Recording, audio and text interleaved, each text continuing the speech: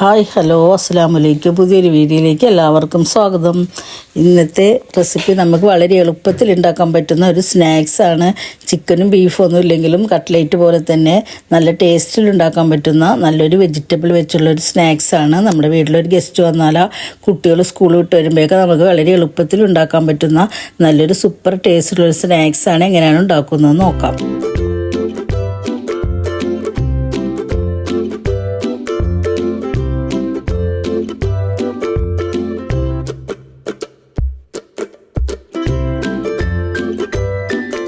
അതിനാവശ്യമായ സാധനങ്ങൾ: ഒരു മുട്ട എടുത്തിട്ടുണ്ട്, അതൊരു മിക്സിയുടെ ജാറിലേക്ക്, ഒരു കോഴിമുട്ടയാണ്, അതൊന്ന് പൊട്ടിച്ചൊഴിക്കണം മിക്സിയുടെ ജാറിലേക്ക്.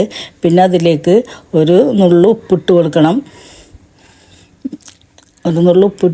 പിന്നെ വെളുത്തുള്ളി ഇട്ട് കൊടുക്കണം, ഒരു 2 അല്ലി വെളുത്തുള്ളി ഇട്ട് കൊടുക്കണം. വെളുത്തുള്ളിയുടെ പേസ്റ്റാണ് ഇട്ട് കൊടുത്തേക്കുന്നത്, അതാണെങ്കിലും മതി. പിന്നെ കുറച്ച് ഒരു 2 ടീസ്പൂണോളം ഓയിലും കൂടെ ഒഴിക്കണം. സൺഫ്ലവർ ഓയിലാണ് ഒഴിക്കേണ്ടത്. പിന്നെ അതിലേക്ക് ഒരു 1/4 ടീസ്പൂൺ മുളക് പൊടിയും കൂടെ, കാശ്മീരി മുളക് പൊടിയാണ്, അപ്പോൾ അത് എരിവ് ഉണ്ടാവില്ല. അതും കൂടി ഇട്ടിട്ട് നല്ലതുപോലെ ഒന്ന് അടിച്ചെടുക്കണം.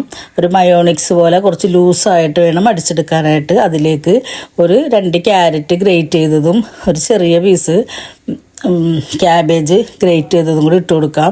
പിന്നെ കുറച്ച് കറിവേപ്പിലയും കൂടി ഇട്ട് കൊടുക്കാം. പിന്നെ 2-3 പീസ് ബ്രെഡാണ് വേണ്ടത്. അതൊന്ന് വെള്ളത്തിൽ മുക്കി പിഴിഞ്ഞെടുത്തിട്ട് ഇതിലേക്ക് ഇട്ട് കൊടുക്കണം. ഞാനൊരു 4 പീസ് ബ്രെഡ് എടുത്തിട്ടുണ്ട്. അതും കൂടി ഇട്ടിട്ട് എല്ലാം കുറച്ച് മതി. ഇൻഗ്രീഡിയൻസൊക്കെ അധികം ആവശ്യമില്ല, കുറച്ച് ഇട്ട് കൊടുത്താൽ മതി. പിന്നെ അതും കൂടെ ഒന്ന് വെള്ളത്തിൽ മുക്കിയിട്ടൊന്ന് പിഴിഞ്ഞ് അതിലേക്ക് ഇട്ട് കൊടുക്കാം. പിന്നെ 2 ടേബിൾ സ്പൂൺ അരിപ്പൊടിയാണ് ഇട്ട് കൊടുത്തേക്കുന്നത്. അരിപ്പൊടി ഇല്ലെങ്കിൽ കോൺഫ്ലവർ ഇട്ട് കൊടുത്താലും മതി. അരിപ്പൊടിയാണ് ഞാനിപ്പോൾ ഇട്ട് കൊടുത്തേക്കുന്നത്, 2 ടീസ്പൂണ്. പിന്നെ അതിലേക്ക് പിന്നെ ഒരു നുള്ളു ഉപ്പും കൂടി ഇട്ട് കൊടുക്കുന്നുണ്ട്. നമ്മൾ മയോണിക്സിൽ ഉപ്പിട്ട് കൊടുത്തിട്ടുണ്ട്. പിന്നെ ഈ പൊടിയിലും ഈ വെജിറ്റബിൾസിലൊന്നും ഉപ്പിട്ട് കൊടുക്കാത്തതുകൊണ്ട് അപ്പോൾ ഇനി കുഴച്ച് കഴിഞ്ഞാൽ പിന്നെ അതിൽ ഉപ്പ് ഇടാൻ പറ്റില്ല. അപ്പോൾ അതുകൊണ്ട് അതിലേക്കും ഒരു നുള്ളു ഉപ്പിട്ട് കൊടുക്കുന്നുണ്ട്. എന്നിട്ടെല്ലാം കൂടെ നല്ലതുപോലെ കൈകൊണ്ട് നല്ലതുപോലെ കുഴച്ച് മിക്സ് ചെയ്ത് വെക്കുക. പിന്നെ കുറച്ച് മൊസറല്ല ചീസ് എടുത്തിട്ടുണ്ട്, ബ്രെഡ് ക്രംസ് എടുത്തിട്ടുണ്ട്.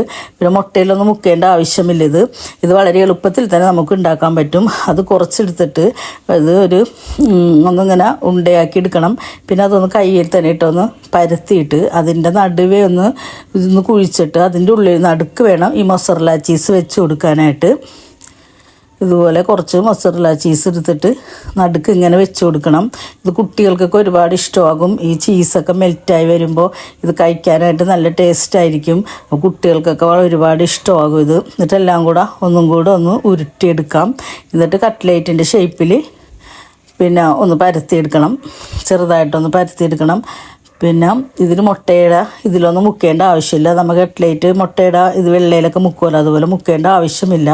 അതിന് പകരം ബ്രെഡ് ക്രംസിലൊന്ന് മുക്കിയെടുത്താൽ മതി. ഒന്ന് കോട്ട് ചെയ്തെടുക്കണം. ബ്രെഡ് ക്രംസിലും കൂടെ ഒന്ന് കോട്ട് ചെയ്തെടുത്തിട്ട് അത് മാറ്റി വയ്ക്കാം. ഇത് കണ്ടുകൊണ്ടിരിക്കുമ്പോൾ തന്നെ ഒന്ന് സബ്സ്ക്രൈബ് ചെയ്യണം കേട്ടോ, ലൈക്ക് ചെയ്യാനും മറക്കരുത് കേട്ടോ. പിന്നെ ഷെയർ ചെയ്യാനും കമൻറ്റ് ചെയ്യാനൊക്കെ ഒന്നും മറക്കരുത്. പിന്നെ അത് ഇതേപോലെ ആക്കി വെച്ചിട്ടുണ്ട്. ഒരു പാത്രത്തിലേക്ക് മാറ്റി വയ്ക്കാം.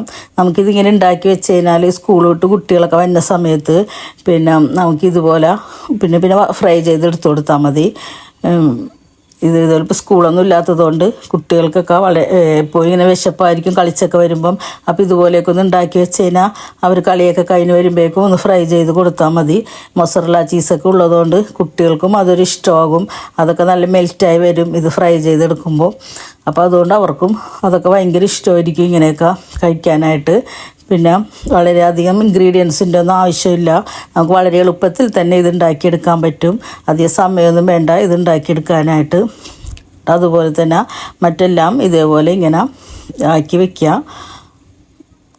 ആക്കി വെച്ചതിന് ശേഷം പിന്നെ അപ്പം തന്നെ വേണമെങ്കിൽ ഫ്രൈ ചെയ്തെടുക്കാം, അല്ലെങ്കിൽ കുറച്ച് നേരം കഴിഞ്ഞിട്ടാണെങ്കിലും ഫ്രൈ ചെയ്തെടുക്കാം. നല്ല ചൂടായ എണ്ണയിലേക്ക് ഇത് ഇട്ട് കൊടുത്തിട്ട് ഫ്ലെയിം കുറച്ച് വെക്കണം. ഇതിൻ്റെ ഉള്ളൊക്കെ ഒന്ന് വെന്ത് കിട്ടാനുണ്ട്.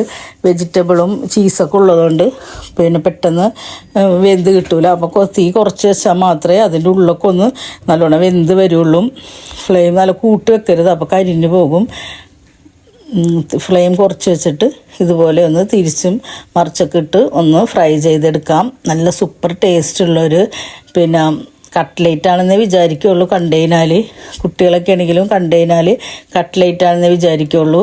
പിന്നെ ഇതിൻ്റെ ഉള്ളിൽ വെജിറ്റബിൾ ആണെന്ന് അവർക്ക് അറിയില്ല. വെജിറ്റബിൾ കഴിക്കാത്ത കുട്ടികൾക്കും ഇതുപോലെ ഇങ്ങനെ ഉണ്ടാക്കി കൊടുക്കാം. അവർക്ക് പെട്ടെന്ന് അറിയാൻ പറ്റൂല വെജിറ്റബിൾ ആണിത് കട്ട്ലേറ്റ് ആണെന്ന് ഓർത്ത് അവർ കഴിച്ചോളും. പിന്നെ ഇതിൻ്റെ ഉള്ളിൽ ചീസൊക്കെ ഉള്ളതുകൊണ്ട് പിന്നെ പുറമേ നല്ല ക്രിസ്പിയുമാണ്, ഉള്ളിൽ നല്ല വെന്തിട്ടുണ്ട്. ചീസൊക്കെ നല്ല മെൽറ്റായി വന്നിട്ടുണ്ട്. പിന്നെ ഇത് സോസും കൂട്ടിയൊക്കെ മുക്കി കഴിക്കാനായിട്ട് നല്ല ടേസ്റ്റാണിത്. പിന്നെ എല്ലാവരും ഇതുപോലെയൊക്കെ ഒന്ന് ഉണ്ടാക്കി കുട്ടികൾക്കൊക്കെ ഒന്ന് കൊടുക്കണം. പിന്നെ നമ്മുടെ വീട്ടിൽ ഗസ്റ്റൊക്കെ വന്നാലും ഇതുപോലെ ഉണ്ടാക്കി കൊടുക്കാം. വളരെ എളുപ്പത്തിൽ ഉണ്ടാക്കാൻ പറ്റുന്നൊരു സ്നാക്സാണിത്.